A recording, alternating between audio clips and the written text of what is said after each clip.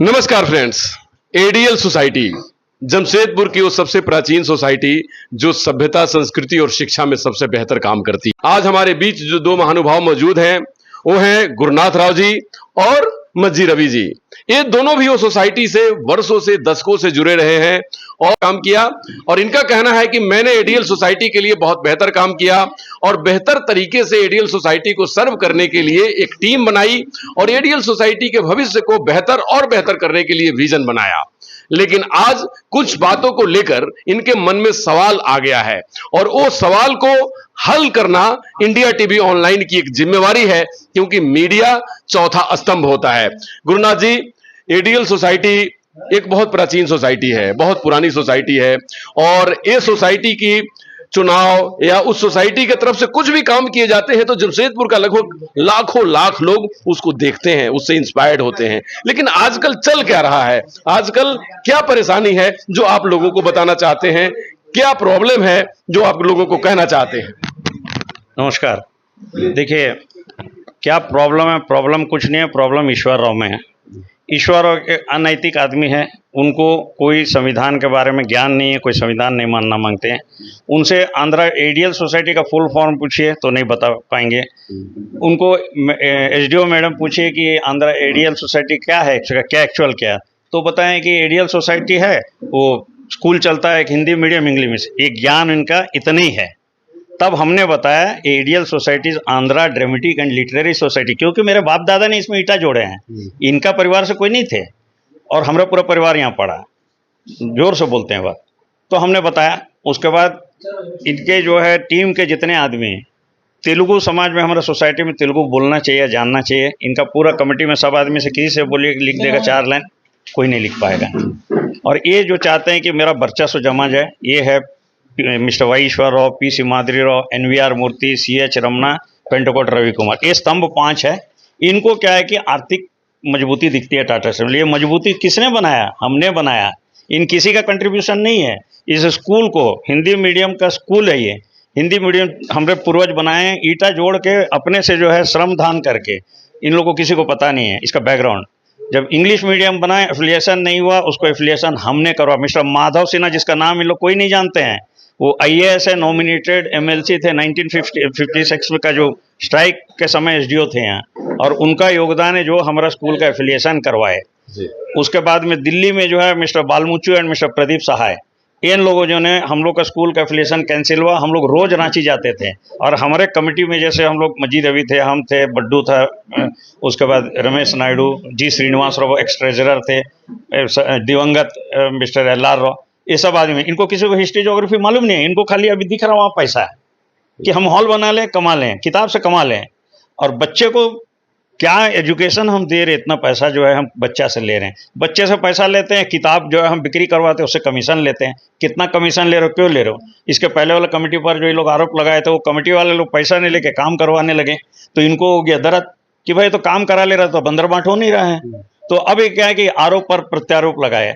तो अब इन उस आरोप का जो है हमने जो है डीसी मैडम के पास में कंप्लेन किए थे, तो मैडम ने इंक्वायरी करवाया। इंक्वायरी में पूरा दूध का दूध पानी हो गया है। वाई नागेश्वर राव जो कल्प्रिट नंबर 1, कोविड के समय में जो है पिकनिक के मत से टीचर लोग पैसा लेके, चोरी क्या बोलेंगे, अपने से जो बैंक से जाके जो है विड्रॉ करवा के, वो और सीएच रमना के भी साइन है, जिसको मिस्टर नागेश गोखले ने जो है ऑब्जेक्शन किया, जो जॉइंट सेक्रेटरी जब बने, जब सीएच रमना हट गया, तब उनको पता चला इसका पहले साल भी जो है लोग उठा लिया है। वही नागेश्वर टाटा स्टील का एम्प्लॉई है, पैसा उठा लिया, टीचर शिक्षा लोगों का पैसा खा गया। हम लोग जब बाहर में कमेटी में नहीं थे, हल्ला किए। मस्जिद स्वच्छता अभियान का चीफ मिनिस्टर का 3.5 लाख रुपया, जिसमें प्रभात कुमार और जो मिडिल स्कूल की प्रिंसिपल को दोनों स्कूल के मद में मिला। इस पैसा का बंदरबाट कर लिया लोग, और रैंप बना दिए हैं जो कि स्वच्छता में वो नहीं आता है। जो स्टेशनरी सोसाइटी से खरीदा गया उसी का बिल जमा किया। खाद जो है सिमाद्री का भाई सप्लाई किया है। हम भी बहुत जो है हॉर्टिकल्चर में ये रखते हैं। हम 700 रुपये में जो टेम्पो का खरीदते हैं खाद, 2400 रुपये बना। मेरे पास सब फैक्ट फिगर्स है, हमने जमा कर दिया है। डीसी के यहाँ पर उसका इंक्वायरी चल रहा है। अब ये जाएगा रांची से जो है इंक्वायरी होने वाला है। जी गुरुनाथ जी, एक मैं जरूर सवाल पूछना चाहूंगा कि पिछली बार के चुनाव में हम लोग सब बहुत जोशो खरोश के साथ लगे थे।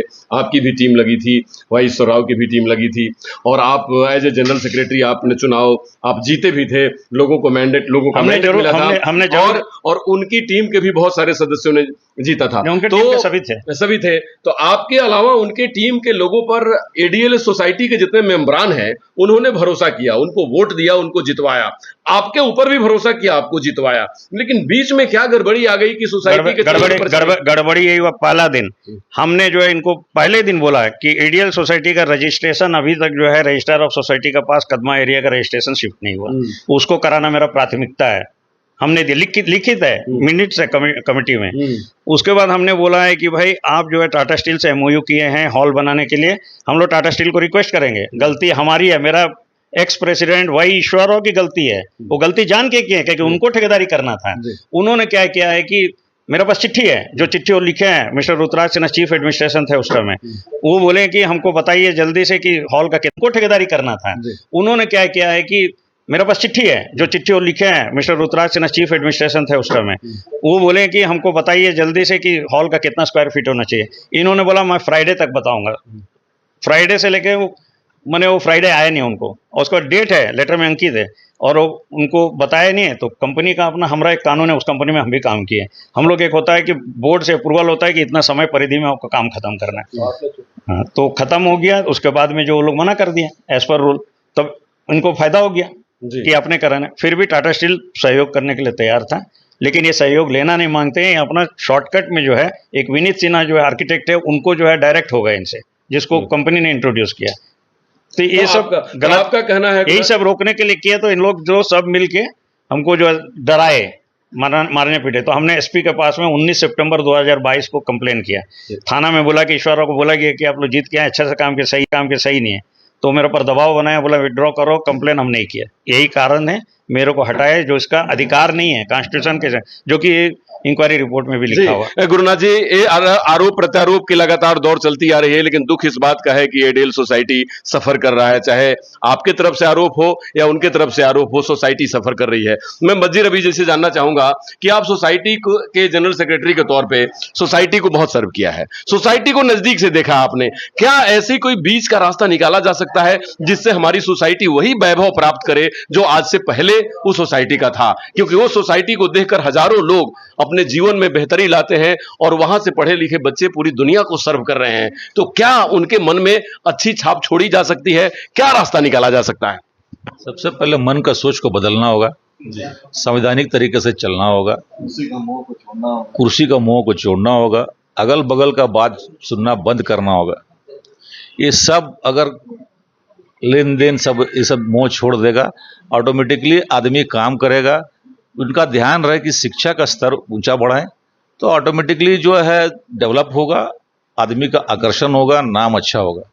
ये सब करके पेपर में स्टेटमेंट दे के इसका बारे उसका बारे सोसाइटी को बदनाम कर रहा है। आज से 10 साल 15 साल पहले कभी भी जो है एडीएल सोसाइटी का नाम कभी पेपर मीडिया में नहीं आया, लेकिन इस बीच में एक फैशन हो गया है कि मजबूरी में आदमी को जो है प्रेस कॉन्फ्रेंस करना पड़ रहा है और बोलना पड़ रहा है। कहीं प्रशासन वहाँ नहीं सुन रहा, इधर ये नहीं सुन रहा, तो लास्ट में आदमी कहाँ जाएगा? इसका शुरुआत हुई। तो ये मीडिया का थ्रू से जो है मैसेज पहुंचाना चाहता है, इसको लेके बहुत ज़्यादा हो गया है और एडीएल सोसाइटी का बहुत बेइज्जती हो रहा है। जी, तो आप क्या चाह रहे हैं, फाइनली क्या अपील करना चाहते हैं अपने सारे मेंबर से? अपील यही है कि सबसे अपील है, अगर कोई गलती किया तो बैठ के बात करो, फेस टू फेस बात करके उस गलती का निचोड़ निकालो। अगर गलती है तो उसको किसी एक आदमी को तो गलती मानना होगा, 3 मूर्ति किसी को बैठाइए जो जजमेंट करे, जो समाज का जो अगर आप समझते हैं कि दोनों पार्टी जो है उसको मानता हो कि हाँ ये जजमेंट सही करेगा, उस आदमी को बैठाइए और जो ये सब झगड़ा खत्म होना चाहिए। जी, बहुत सुंदर बात कही आपने। देखिए, पिछले दिनों जब प्रधानमंत्री जी सेंट्रल हॉल में पहुंचे तो संविधान को उन्होंने अपने सर पे लगाया और उसको नमन किया। आपने अपने संविधान के तहत इस सोसाइटी को चलाना चाहते हैं, तो संविधान को ध्यान में रखते हुए लोगों से क्या अपील करना चाहेंगे आप सभी, अभी एग्जीक्यूटिव से भी और सदस्यों से भी? देखिए, केवल एग्जीक्यूटिव और सदस्य नहीं, जमशेदपुर के जितना भी प्रवास आंध्रा से, ये एडीएल सोसाइटी जो उनका एक जो है ना स्मृति चिन्ह है, बहुत गर्व से बोलते हैं कि क्या हम लोग एडीएल से हैं। एडीएल बोलने से आदमी पहचान लेता है। अरे कौन गुरु? वो एडीएल। अरे वो एडीएल वाला कौन? मत एडीएल वाला। वो छवि अभी खराब कर दिया। अभी कौन कौन? वो ईश्वर रहो। अरे खत्म यार, छोड़ दो, उसके बारे में मत बात करो, पूरा बर्बाद कर दिया। तो ये चीज़ नहीं होना चाहिए। हम यही रिक्वेस्ट करेंगे जितने भी तेलुगु भाषी चाहे मेंबर है नहीं है कि इनको सुबुद्धि दे। इनको भगवान से प्रार्थना करते हैं कि इनका खोया हुआ जो है, जो क्या बोलते हैं, वैभव तो खो चुके हैं, खो रहे हैं, उसको फिर से स्थापित करें। हम लोग क्या, हम लोग कहीं आना यही चाहते हैं कि पारदर्शिता होना चाहिए तहत, और जो संविधान के तहत जो इलेक्शन होना चाहिए, लोग के ट्रस्टी लोग को बहाल होना चाहिए। और ये जो रिपोर्ट दिया हुआ है जो एसडीओ मैडम का, उसको ये नहीं मान रहे हैं, इसको मानना चाहिए। दोनों आदमी को मैडम ने दिया है, और कानूनी तौर पर इलेक्शन कैसे किया जाए उसके बारे में वो मंतव्य भी लेंगे बोली हैं। तो ये उनके बात को भी नहीं माने, और हम लोग का रिक्वेस्ट तो पारदर्शिता किसी भी सोसाइटी की समझिए कि बेस होता है। एक उनको सोसाइटी को बेहतर और बेहतर साइन करने के लिए पारदर्शिता, और पारदर्शिता के साथ साथ जैसे मजी रवि जी ने कहा कि मिल बैठकर सारी समस्याओं को सुलझाना। एक पंचायत, जिसके लिए लोकसभा भी एक बहुत बड़ा पंचायत है। लोकसभा के साथ आज जैसे इन्होंने कहा कि उस पंचायत में हम सभी बैठना चाहते हैं आपस के एडीएल पंचायत में, और सभी समस्याओं का पॉजिटिवली निदान निकालना चाहते हैं। क्यों? क्योंकि पॉजिटिव थिंक से जब बैठेंगे, पॉजिटिव थिंकिंग से जब बैठेंगे तो हमारी सभी समस्याओं का हल निकलेगा। क्योंकि आखिरकार हम एक परिवार के सदस्य हैं, और हम कहे जाते हैं एडीएलएस सोसाइटी के लोग। तो एडीएलएस अपने नाम, अपने वैभव के लिए जानी जाए, इसके लिए उनका वैभव लौटे, और हम सभी लोग कहीं ना कहीं कंट्रीब्यूटरी फैक्टर बने।